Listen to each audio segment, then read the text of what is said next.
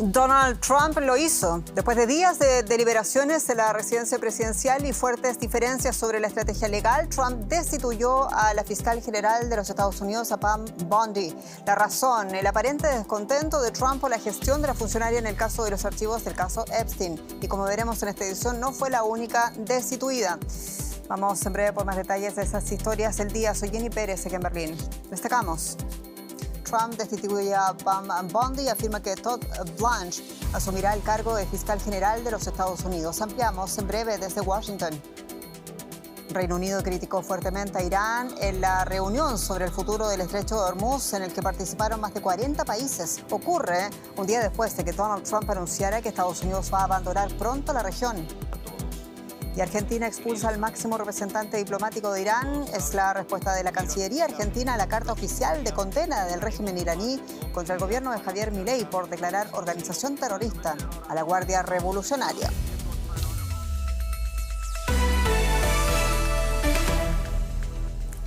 Donald Trump despidió este jueves a su fiscal general, a Pam Bondi, quien había asumido el cargo en enero del año 2025. La abogada republicana había sido destituida debido a la frustración del presidente Trump con su liderazgo, así como por su gestión de los archivos del caso Epstein, criticada por los propios republicanos.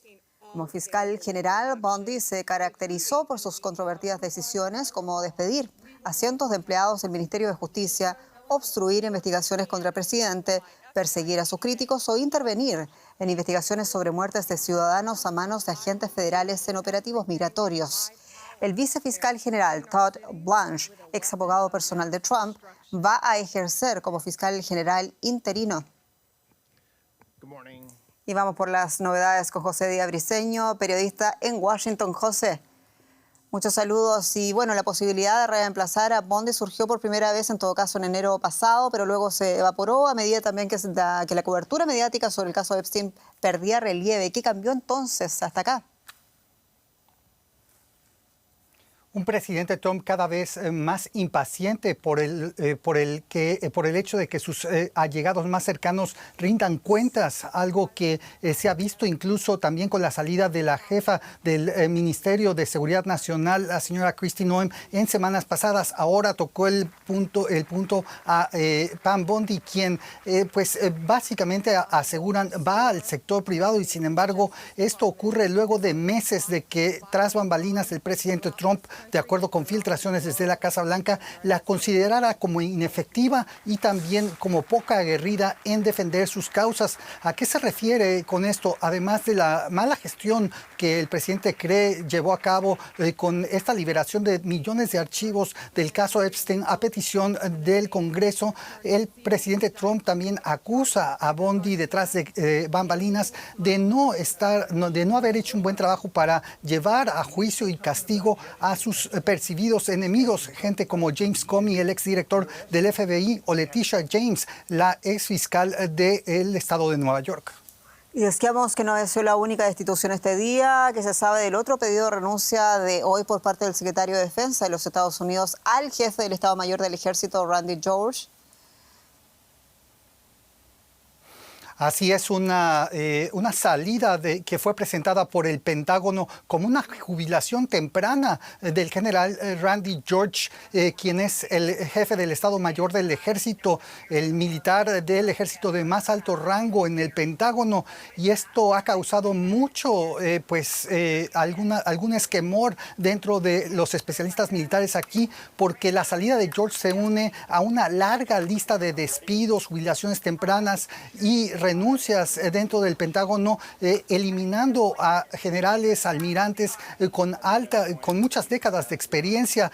Tan solo en el caso de George es el tercer miembro de la Junta del Estado Mayor Conjunto, que es compuesta por 8 personas, que sale del cargo de manera anticipada.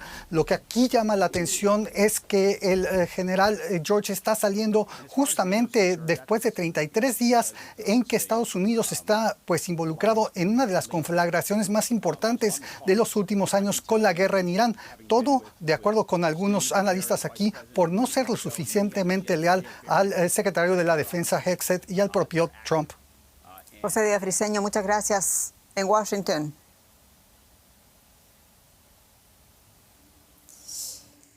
Y Y en el marco de los esfuerzos por reabrir el estrecho de Hormuz, Reino Unido encabezó este jueves una reunión de ministros exteriores de más de 40 países. Estados Unidos no participó en el encuentro, aunque estaba invitado. Bueno, Londres busca intensificar la presión diplomática y económica para restablecer cuanto antes el tránsito por el estrecho de vital importancia para el transporte marítimo mundial de petróleo. La cita se produce en medio de la polémica generada por las declaraciones del presidente Trump, quien instó a los países dependientes del crudo que circula por esa vía a mostrar coraje y, en sus propias palabras, a simplemente tomar el petróleo. Al inicio del encuentro, la ministra de Exteriores británica, Yvette Cooper, dejaba en claro que consideraba a Irán el gran responsable directo del impacto en los precios de la energía y de la crisis de seguridad marítima en Hormuz. Escuchemos ese momento. Hemos visto cómo Irán se ha apropiado de una ruta marítima internacional para tomar como rehén a la economía mundial. La actitud irresponsable de Irán hacia países que no tenían nada que ver con este conflicto, algo que nosotros y 130 países hemos condenado ante la ONU, no solo está haciendo subir las hipotecas, el precio del combustible y el costo de vida en el Reino Unido y en muchos otros lugares, sino que también afecta a la estabilidad económica global. El periodista Fernán González está con nosotros en directo desde Londres con más detalles de esta historia. Fernán, mucho gusto saludarte. Y bueno, la ministra Cooper, decíamos, fue especialmente crítica con Irán ante los representantes de 40 países invitados, algunos de Latinoamérica y sin Estados Unidos, aunque estaba invitado a esa mesa. ¿Cuáles son las novedades? Sí, buenas noches, Jenny. La novedad puede decirse que es que se analizó aquí en Londres cómo reabrir el estrecho de Hormuz y cómo mantener abierta esta vía marítima por donde pasa el 20% del petróleo mundial. Esta iniciativa que coordina el Reino Unido gira sobre dos ejes. El primero es la diplomacia y la presión sobre Irán con sanciones si es necesario. El segundo se enfoca en la seguridad marítima del estrecho. Para esto se reunirán planificadores militares aquí en Londres la semana próxima con la misión de determinar cómo llevar a cabo misiones de escolta a petroleros y desminado del estrecho, pero solo una vez que se calmen o cesen las hostilidades, porque la visión de los participantes es que reabrir el estrecho con la opción militar no es realista, tal como declaró hoy el presidente de Francia, Emmanuel Macron. Y sin embargo, el gobierno británico en esa reunión insistió en que, aunque Irán asegura que el estrecho está cerrado solamente para Estados Unidos e Israel, transitan efectivamente muy pocos buques que además tienen que pagar millonarias multas a la Guardia Revolucionaria iraní. Entonces, ¿cuál es la perspectiva para la apertura del estrecho, si no es la vía militar, como se dijo en esa reunión? Dada la situación en el terreno, no hay posibilidades de que la reapertura total del estrecho de Hormuz se dé a corto plazo. La cuestión es cómo funcionaría cualquier iniciativa diplomática sin la participación de Irán, que tiene el control efectivo de la vía marítima en estos momentos. En ese sentido, Teherán no se queda atrás en cuestión de iniciativas. Según anunció hace unas horas, está redactando un protocolo con Omán para establecer un nuevo sistema de navegación en el estrecho, en el cual el paso de buques deberá ser supervisado y coordinado por los dos países.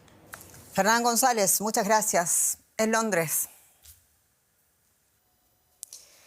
Israel vuelve a ser blanco de ataques este jueves desde distintos frentes. La milicia chiita libanesa Hezbollah, considerada terrorista por varios países, lanzó cohetes contra posiciones en el norte del país. Según la televisión Al-Manar, vinculada a Hezbollah, los proyectiles se dirigieron hacia varias zonas fronterizas y horas después Irán también lanzaba una nueva oleada de misiles. El ejército israelí aseguró que sus sistemas de defensa estaban operando para interceptarlos. Según medios locales, algunos proyectiles dejaron heridos y daños en distintas zonas del país. Las sirenas obligaron a la población del norte de Israel a buscar refugio. En respuesta, el gobierno israelí advirtió que Hezbollah va a pagar un alto precio por los ataques. La escalada se produce tras declaraciones del presidente Donald Trump, quien afirmó que las capacidades militares de Irán habían sido diezmadas. A propósito de declaraciones, también hay muchos coletazos en el plano económico y financiero. Detalles con mi colega Andrea. Si vamos a ver el sacudón que ocurrió en los mercados después de este discurso de Donald Trump, donde no se dio el peor escenario posible, que era una retirada estadounidense del estrecho de Hormuz, pero la verdad es que tampoco se presentó un plan coherente con objetivos claros. Fue básicamente una reproducción parcial de sus últimos mensajes en redes sociales. Así que este jueves, el último día de operación en los mercados, en la semana de Pascua, las señales de negociaciones finalmente sobre la reapertura del estrecho de Hormuz permitieron recuperar una parte de las pérdidas que ocasionó este errático discurso a la nación del presidente Trump sobre la guerra de Irán. El impulso positivo provino de los informes que apuntan a que Irán, junto con Omán, trabaja en un posible acuerdo para reabrir esta estratégica vía marítima por donde pasa el 20% del petróleo del mundo. Aún así, persiste la cautela. El Nikkei japonés, de referencia en los mercados asiáticos, cerró la jornada con una caída de más del 2%. También en Europa predominaron los descensos. El trasfondo sigue siendo el elevado precio del petróleo y el temor a un repunte inflacionario con una recesión global. Y mientras Rusia anuncia que envía un segundo buque petrolero a Cuba para auxiliar a la isla en plena crisis energética, La Habana afronta también sus problemas económicos. El Banco Central cubano sacó a la calle nuevos billetes con la mayor denominación, 2.000 y 5.000 pesos, ante la creciente inflación y la falta de efectivo. Esperan para conseguir los nuevos billetes de 2.000 y 5.000 pesos destinados a facilitar el día a día de los cubanos. El mayor billete hasta la fecha, el de 1.000 pesos, equivalía a unos $2. Debido a la alta inflación, los fajos de billetes se habían vuelto cada vez más gruesos y apenas cabían ya en las billeteras. Y yo pienso que este paso que se dio de ponerse billetes nuevos va a mejorar esa parte, ¿sabes? Lo que está buscando es que haga más efectivo para que la población pueda manejar más su dinero y pueda sacar un poquito más de dinero de sus tarjetas y de sus cobros. Ese es mi pensamiento, que debe ser por eso. Es la lógica lo que indica eso. Es la primera vez que en los billetes de la isla aparecen mujeres, pero estos nuevos billetes no resuelven el problema de fondo. La inflación, mi amor. Según datos oficiales, supera ya el 12%, pero algunos expertos estiman que la inflación real en el mercado informal es mucho mayor. Cuba se enfrenta a una crisis energética luego de que Estados Unidos bloqueara el envío de petróleo desde Venezuela a la isla. Un petrolero ruso llegó el martes a la isla con 730.000 barriles de crudo para la producción de gasolina, diésel y gasóleo para la calefacción. Un alivio a corto plazo que, sin embargo, no soluciona el problema fundamental que enfrenta Cuba. Nos quedamos en América Latina ahora con Jenny Pérez. Es así, Andrés, vamos a hablar de la situación que está pasando en México y una denuncia concreta, porque el Comité de la ONU contra la Desaparición Forzada solicitó este jueves a la propia ONU que considere medidas destinadas a apoyar al gobierno mexicano en la prevención, investigación y erradicación de este delito perpetrado a tales niveles, según ese comité, que podría considerarse un crimen de lesa humanidad. Esto ocurre en medio de los esfuerzos por las asociaciones de los familiares de visibilizar este flagelo antes que comience el Mundial de Fútbol. Temen que la cita internacional haga olvidar las demandas de justicia. Rastrillo en mano y sin tregua, Verónica busca desde hace 10 años alguna pista de su hijo. Un 15 de julio, el joven salió a echar gasolina con un amigo y no regresó. Su rastro se perdió como el de las más de 130.000 personas desaparecidas en México. Nos sentimos un poco indignada, entristecida por parte de la presidenta que no nos da el apoyo adecuado y que da a aparentar que esta situación de desaparición pues está controlada, ¿no? Los colectivos de búsqueda organizan de forma independiente salidas a campo para localizar a sus seres queridos. Hoy rastrean la zona de Ajusco, uno de los puntos más críticos de desapariciones en la capital.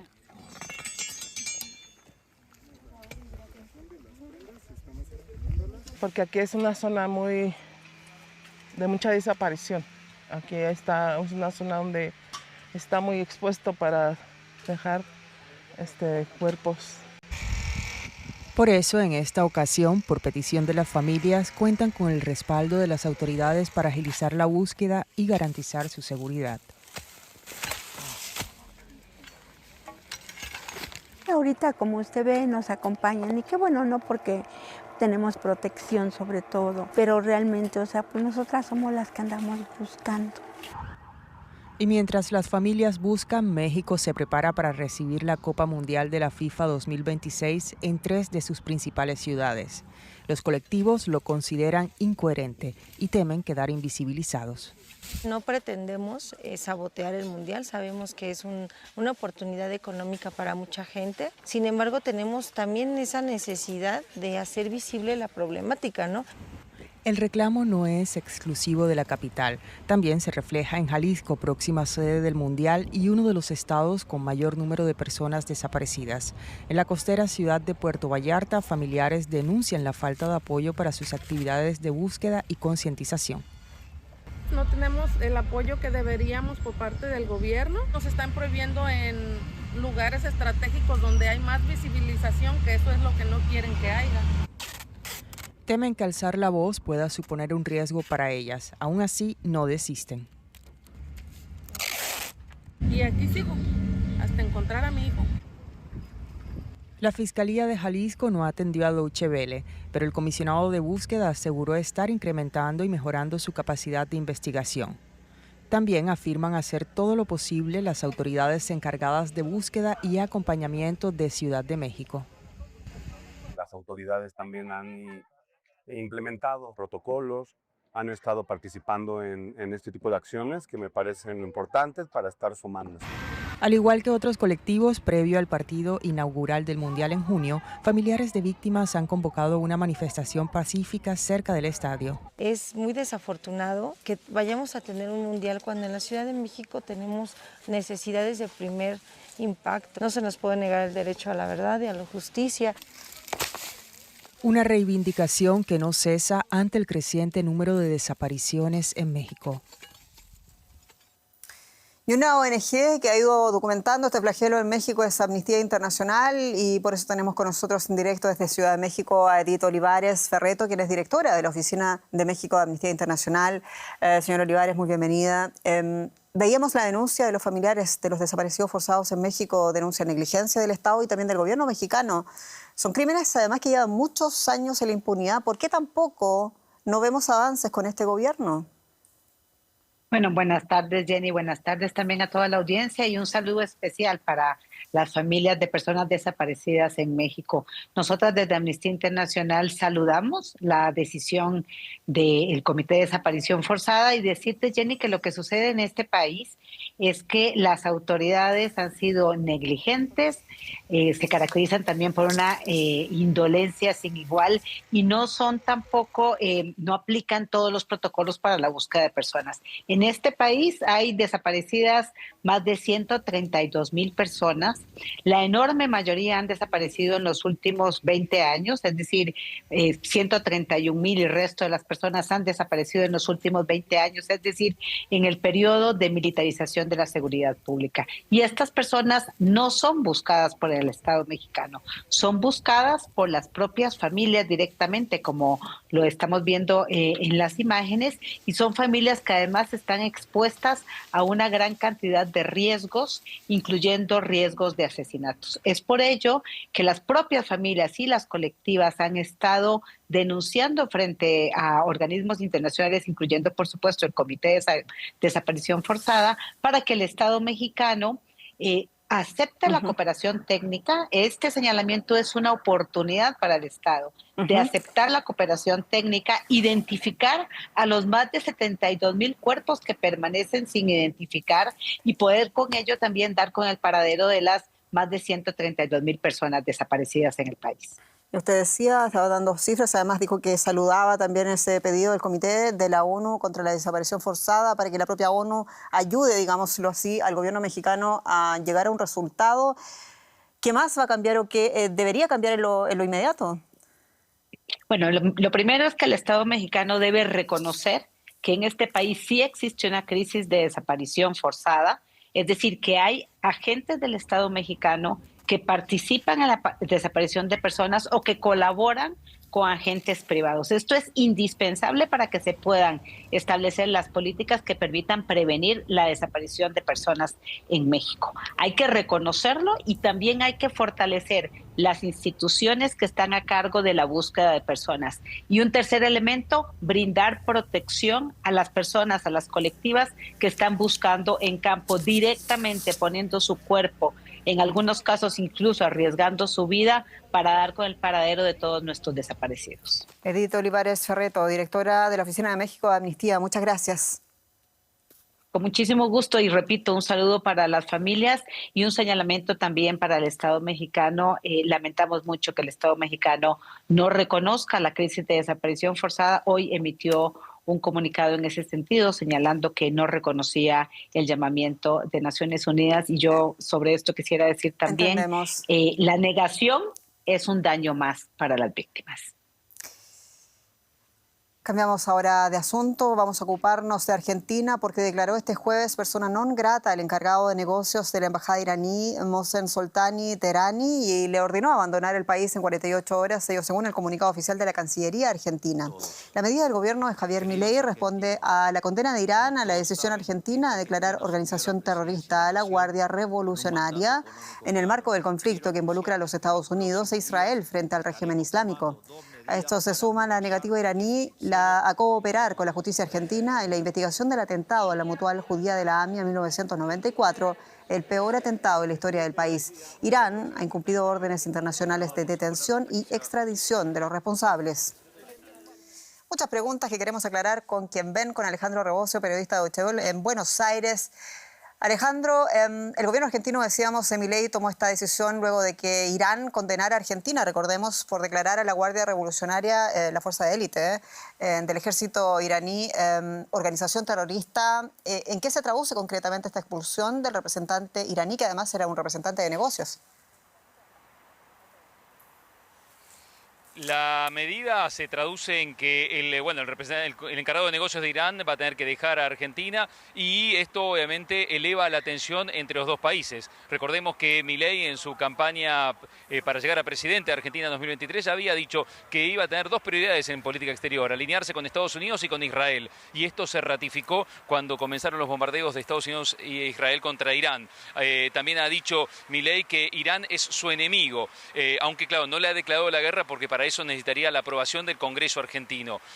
Por otro lado, también ha declarado a la Guardia Revolucionaria como organización terrorista y eso ha provocado la reacción de Irán, que considera que se trata de una ofensa imperdonable al pueblo iraní y también dijo que esto traerá consecuencias, que esto provoca una responsabilidad internacional para el Estado argentino. En definitiva, la tensión se eleva y recordemos que en el pasado hubo un atentado donde hay acusados funcionarios iraníes como responsables de aquel atentado y por eso hay temor a nuevos atentados. Es así, recordemos que ese atentado de la AMIA, entre otros, también ha provocado una enorme herida ya las relaciones históricas entre Argentina y el régimen islámico de Irán. Decíamos que se suma esa investigación que todavía no puede completar la justicia argentina por la negativa de las autoridades iraníes a participar.